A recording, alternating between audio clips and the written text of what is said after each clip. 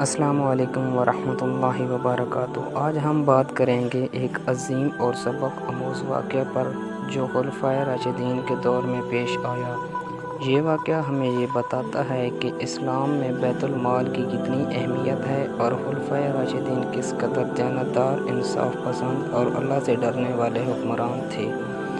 جب ہم خلفائے راشدین کی زندگیوں پر نظر ڈالتے ہیں تو ہمیں بار بار ایک چیز نظر آتی ہے: اللہ کا خوف، انصاف کا نظام اور بیت المال کے ساتھ کامل ایمانداری۔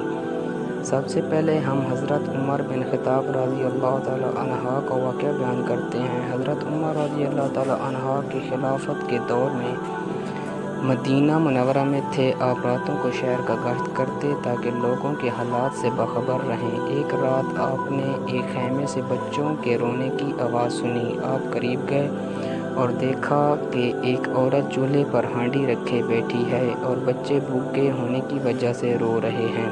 حضرت عمر نے پوچھا، بہن کیا بات ہے؟ بچوں کو کیوں نہیں کھانا کھلا رہی؟ عورت نے جواب دیا، میں نے ہانڈی میں پانی ڈال کر رکھ دیا ہے تاکہ بچے سمجھیں کہ کھانا پک رہا ہے، لیکن حقیقت میں ہمارے پاس کھانے کو کچھ بھی نہیں۔ اس عورت کو معلوم نہ تھا کہ جسے وہ بات کر رہی ہے وہ خود خلیفہ وقت ہے۔ اس نے شکایت کی کہ عمر نے ہمارا خیال نہیں رکھا۔ حضرت عمر رضی اللہ تعالیٰ عنہ فوراً بیت المال گئے، اناج اور کھانے پینے کا سامان اور اپنے کندھوں پر رکھا اور خود اس خیمے تک لے گئے۔ آپ کے خادم نے عرض کیا، یا امیر المومنین مجھے دے دیجیے، میں اٹھا لیتا ہوں۔ حضرت عمر نے فرمایا، کیا قیامت کے دن میرا بوجھ بھی تم اٹھاؤ گے؟ یہی ہے خلیفہ راشد کا جذبہ، یہی ہے بیت المال کا حقدار ہونا۔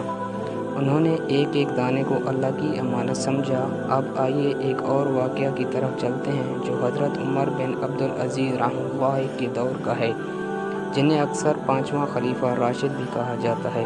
جب حضرت عمر بن عبدالعزیز خلیفہ بنے تو انہوں نے اپنی ذاتی دولت کا حساب کیا۔ ان کے پاس بہت سا مال تھا جو انہیں پہلے کے حکمرانوں سے ملا تھا۔ انہوں نے سب کچھ بیت المال میں واپس کر دیا، یہاں تک کہ ان کی اہلیہ فاطمہ بنت عبد المالک کا قیمتی زیور بھی بیت المال میں جمع کروا دیا گیا۔ جب کسی نے پوچھا کہ آپ یہ سب کیوں کر رہے ہیں تو حضرت عمر بن عبدالعزیز نے جواب دیا، یہ سب مال عوام کا ہے اور میں ان کا محافظ ہوں، مالک نہیں۔ اسی طرح حضرت علی کرم اللہ وجہہ کے دور میں جب ایک سرکاری عہدیدار نے بیت المال سے تھوڑا سا فائدہ اٹھایا تو حضرت علی نے اسے معزول کر دیا اور سختی سے فرمایا، اگر تم بیت المال کو ذاتی خزانہ سمجھو گے تو پھر عدل کیسے قائم ہوگا؟ ان سب واقعات سے ہمیں یہ سیکھنے کو ملتا ہے کہ اسلام کا نظام حکومت مکمل طور پر عدل، دیانت اور جواب دہی پر قائم ہے۔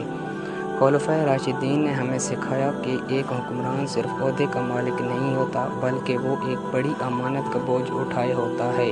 اب ذرا سوچئے، آج اگر کوئی حاکم اپنی جیب سے عوام کے لیے کھانا خریدے، بیت المال سے ذاتی فائدہ نہ اٹھائے بلکہ اپنا مال بھی واپس کر دے تو دنیا اسے کتنا عظیم سمجھے گی، اور یہی کام خلفائے راشدین نے کیا۔